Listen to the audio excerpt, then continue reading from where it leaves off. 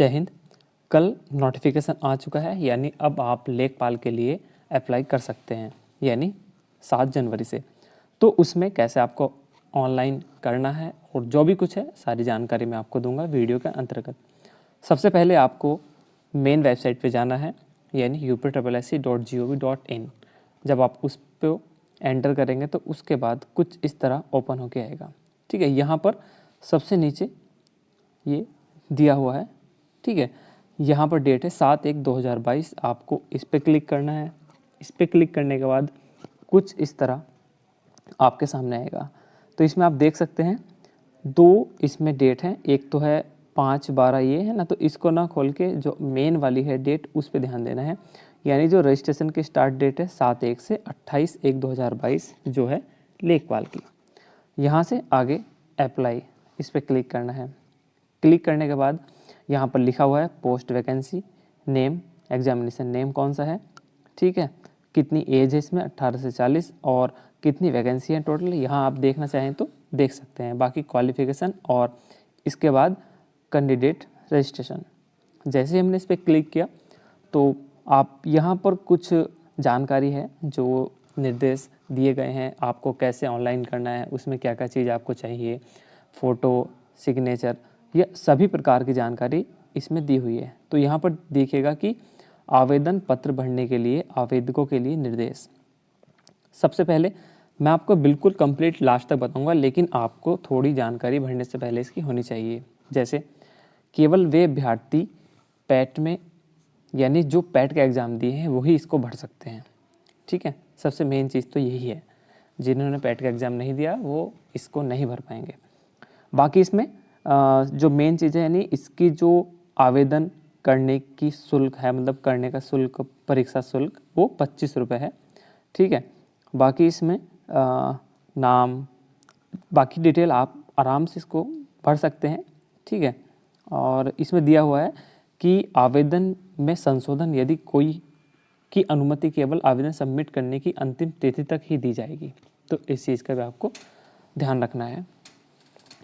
ठीक है, उसके बाद एक चीज़ इसमें यहाँ दी हुई है नंबर 9, अभ्यर्थी को पीईटी में उनके स्कोर के आधार पर मुख्य परीक्षा के लिए शॉर्ट लिस्ट किया जाएगा। ये नहीं कि आपका पैट पास है और आपने फॉर्म भर दिया तो जरूरी नहीं कि आपका एग्ज़ाम होगा, मुख्य परीक्षाएं होंगी। तो उसके लिए आपको एक शॉर्ट लिस्ट का वेट करना होगा और उसी के आधार पर आवेदन प्रक्रिया समाप्त होने के बाद जो भी कुछ है वो होगा। फिलहाल भर सब सकते हैं, खैर। ठीक है, और यहाँ देखो ये लिखा हुआ है कि शॉर्टलिस्ट किए गए अभ्यर्थी अपेक्षित परीक्षा शुल्क का भुगतान करने के बाद आयोग की वेबसाइट से मुख्य परीक्षा के लिए अपने प्रवेश पत्र डाउनलोड कर सकेंगे। तो कुल मिलाकर ये सारी सूचनाएं हैं। ठीक है, बाकी इसमें इसको सब कुछ कंप्लीट पढ़ के एग्री कर दीजिएगा। उसके बाद आप अपना बिल्कुल आराम से इसको भर सकते हैं। सबसे पहले तो आपको जो डिटेल फिल करनी है वो करनी है पीईटी की, जिसमें आपको अपना एक रजिस्ट्रेशन नंबर, जब आपने पीईटी का एग्ज़ाम दिया था उस समय आपको एक रजिस्ट्रेशन नंबर प्राप्त होगा, आपको वो यहाँ पर फिल करना है।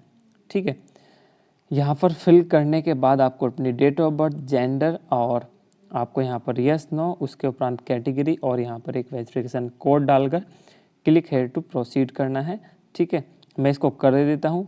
बाय द वे यहाँ पर एक आ रहा है थ्रू ओटीपी, तो आप चाहें तो पैट रजिस्ट्रेशन नंबर डाल के ओटीपी कोड यहाँ पर अपना कर सकते हैं। खैर, आपको सिर्फ अपनी पर्सनल डिटेल डालकर इसको ओपन कर लेना है। चलिए ओपन कर लेने।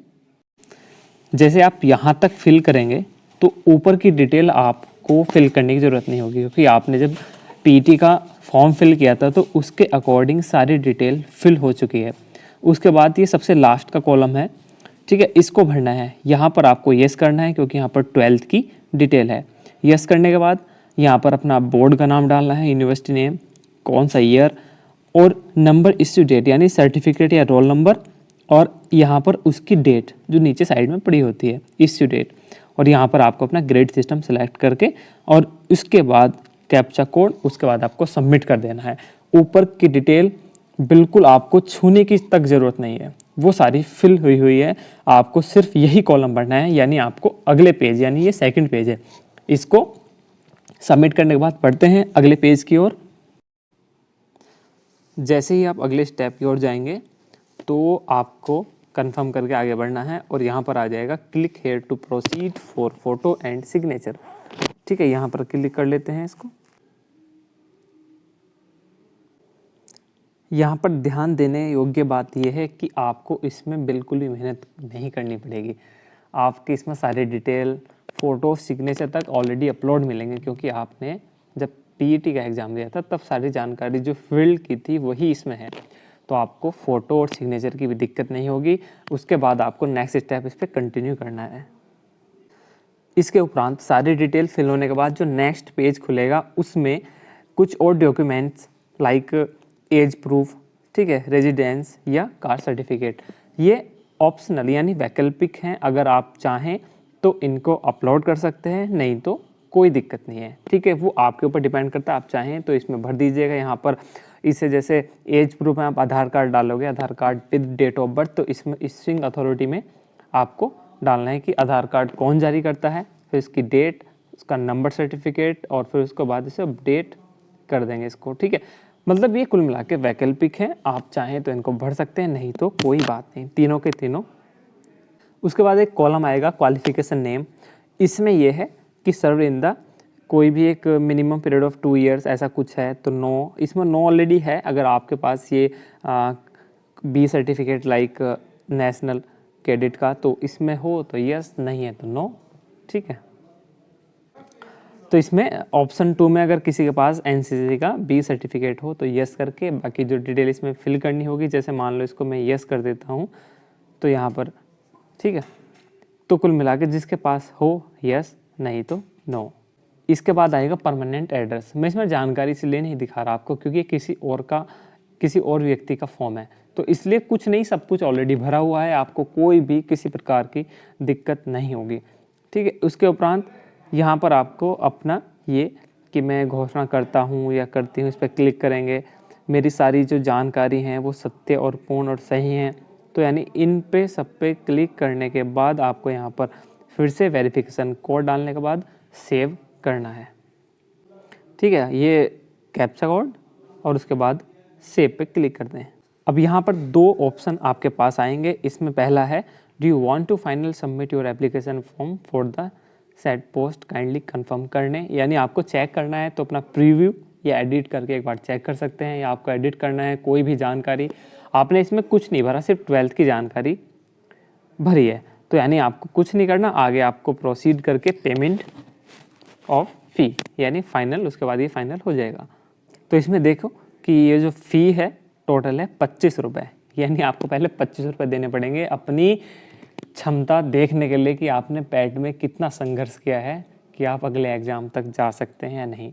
तो 25 रुपये देने के बाद यहाँ पर आप अपना फ़ी कंफर्म करें, क्लिक हेयर टू पे।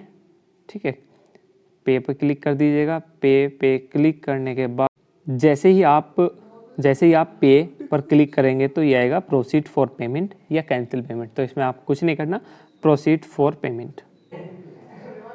इसके बाद कुछ नहीं करना आपको, यहाँ पर प्रोसीड फॉर फ़ी और ये मतलब पूरा दिया हुआ है तो आपको यहाँ पर क्लिक करना है। ठीक है, स्टेट बैंक, और उसके बाद आपको आगे बढ़ जाना है। यहाँ पर दिया हुआ है कि आपको फ़ी किससे पे करनी है, आपका देखना नेट बैंकिंग से आप कर सकते हैं, या आपको स्टेट बैंक का डेबिट कार्ड या अदर बैंक का, ये सारे ऑप्शन है, इसमें आप कोई से पे भी क्लिक कर दीजिएगा। बात यहाँ पर यूपीआई भी है तो यूपीआई से आप क्लिक कर दीजिएगा, या यूपीआई के अलावा कोई भी आप एक चीज़ चूज कर सकते हैं। तो यहाँ मैं डेबिट कार्ड से किए देता हूँ और आप भी जैसे आप चाहें कर सकते हैं। यहाँ पे बाद में आप अपनी डिटेल यानी कार्ड नंबर्स की डेट और नाम सीवीवी जो कार्ड के पीछे, और उसके बाद कैप्चा कोड डालकर इसको पे कर दीजिएगा। कोई भी माध्यम से आप पे कर सकते हैं, नो प्रॉब्लम। बाद में आप ये पूरी आपकी फ़ी डिटेल कंप्लीट हो चुकी है। यहाँ से आप प्रोसीड टू फाइनल, ठीक है, यहाँ पर इस पर क्लिक करके आगे बढ़ जाएं और आगे बढ़कर पूरा फाइनल देख लें। उसके बाद कुछ इस तरह कॉलम आएगा जिसमें लिखा होगा proceed to download and print the application form. इस तरह आपका पूरा फॉर्म फिल हो चुका है। आपको कुछ नहीं करना, आपको सिर्फ और सिर्फ क्या करना है, यानी आपको सिर्फ 12th के मार्क्स और अपना पैट का रजिस्ट्रेशन नंबर पता हो। उसके बाद कोई भी दिक्कत नहीं, किसी भी प्रकार की, आप ये अच्छे से फिल कर सकते हैं। और पूरा ये कंप्लीट है। बाकी कुछ समय बाद जो भी कुछ है, जैसा भी है, आप पैट अपना जो भी है, जितने भी आपने मार्क्स प्राप्त किए हैं उसके अकॉर्डिंग शॉर्ट लिस्ट करके आपको पता चल जाएगा। तो मिलते हैं और किसी अन्य फॉर्म या किसी जानकारी के साथ। जय हिंद।